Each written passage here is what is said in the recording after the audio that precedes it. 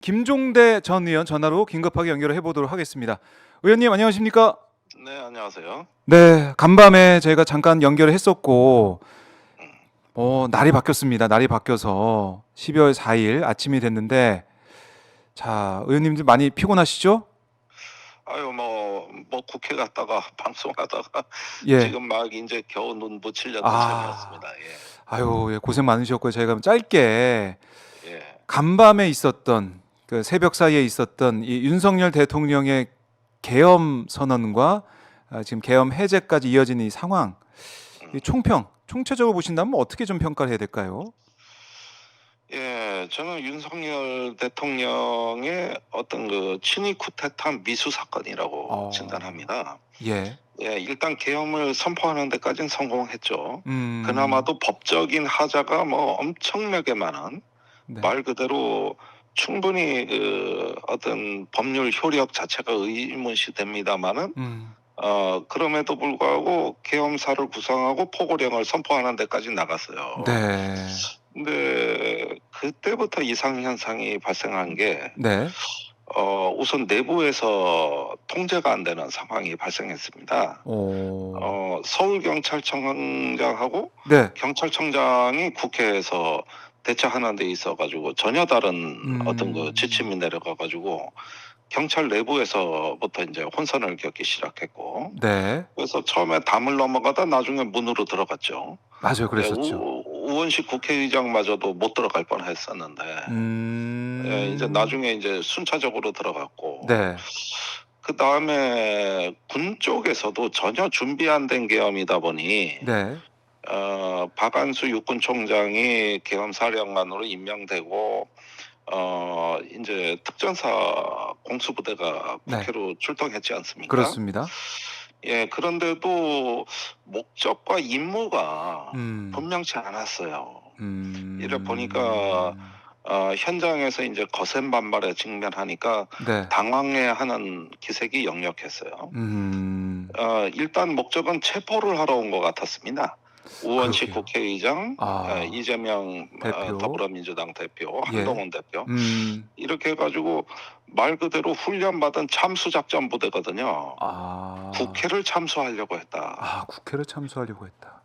예, 그런데 이제 거센 반발에 부딪히니까 어찌할 줄 모르고 네, 대오가 흐트러지면서 음, 계엄군의 위용은 전혀 찾아볼 수가 없는 네, 이런 상황이 되니까 임무 수행도 못하고 국회 그 후면 쪽에 운동장이 있거든요. 네, 맞습니다. 그쪽에 가서 대기하는 상황으로 무기력하게 음, 물러났고, 그러니까 뭔가 준비 안 된 상황에서 네, 누구 명령을 따라야 될지도 헷갈렸을 것 같아요. 아, 이런 내부 균열에서 예, 그러니까 극소수만 알고서 추진한 이 음, 계엄이 군 내부에서 동의를 얻지 못했던 것 같고, 네, 경찰도 흔들리고 음, 이러다 보니까 대통령이 이걸 실행할 수 있는 어떤 그 준비나 역량이 결국 안 됐던 거죠. 이건 다시 말해서 우리 국민들의 승리예요. 국민들의 승리다.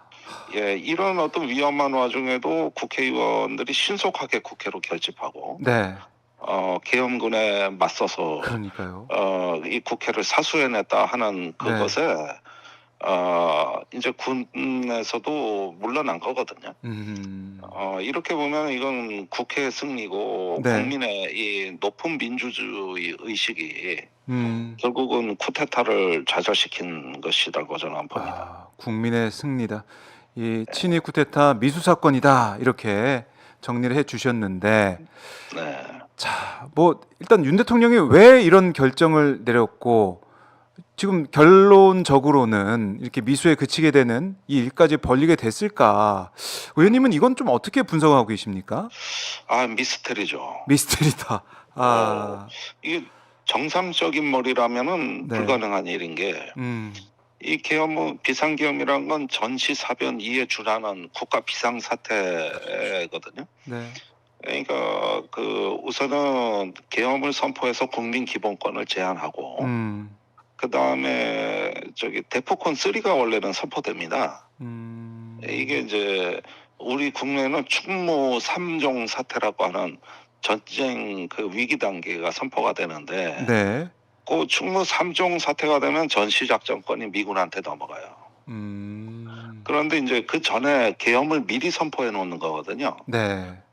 그렇게 해서 그렇게 해놓고 대포콘이 격상이 되고 그다음에 국가 총동원령이 선포가 됩니다. 네. 이게 전쟁을 하는 절차거든요. 네.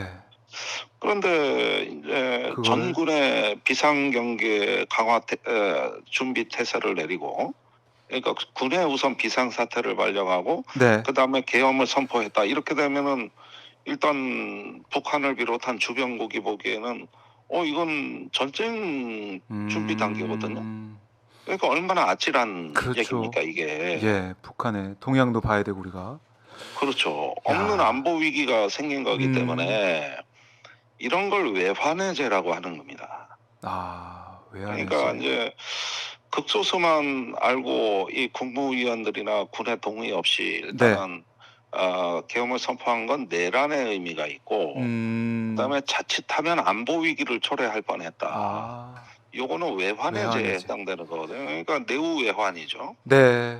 예, 이게 대통령이 다른 건 형사 소출 안 당해도 그렇죠. 이런 내란과 외환해제는 이거는 바로 대통령이라도 처벌받게 돼 있거든요. 맞습니다. 그런데 이런 걸 법적 검토도 제대로 안 하고 저질러 버린 거예요.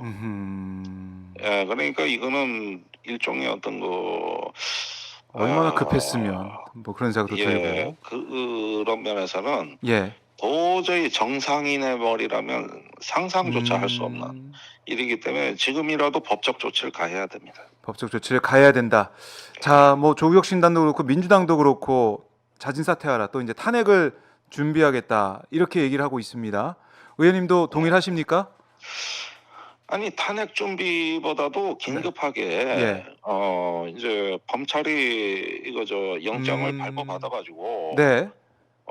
대통령에 대한 신병을 확보하고 이건 현행범이거든요. 현행범이다. 예, 그래서 직무를 정지시켜야 되는 상황까지 갔는데 네. 이번에는 또 검찰이 그런 거 제대로 하겠습니까? 예, 원래는 그렇게 돼야죠. 내란과 외환해제 관한 죄이기 때문에 바로 움직여야 되는데. 예, 이거는 늦기 전에 빨리 손을 써야 되는데. 그리고 그렇네요. 새벽 4시 넘어서 대통령이 계엄을 해제한다는 담화도 네. 국회가 의결했으니 수용은 하지만은 자기 생각은 변함이 없다는 거거든요. 맞습니다. 이런 위험 인물이 어디 있습니까, 그래? 이건 너무 위험한 인물이기 때문에 빨리 조치해서 화근을 없애놔야지. 이걸 방치했다 그러면 이 국가 사법 기능도 그 책임을 져야 될 겁니다. 그래요. 알겠습니다. 당장 사법적인 조치, 체포를 비롯한 조치를 빨리 취해야 된다. 이렇게 말씀하고 계시네요. 알겠습니다. 의원님, 긴 시간 오늘 또 어제부터 고생 많으셨고요. 다음에 금요일에 저희 또 뵙도록 하겠습니다. 고맙습니다. 예, 고맙습니다. 네.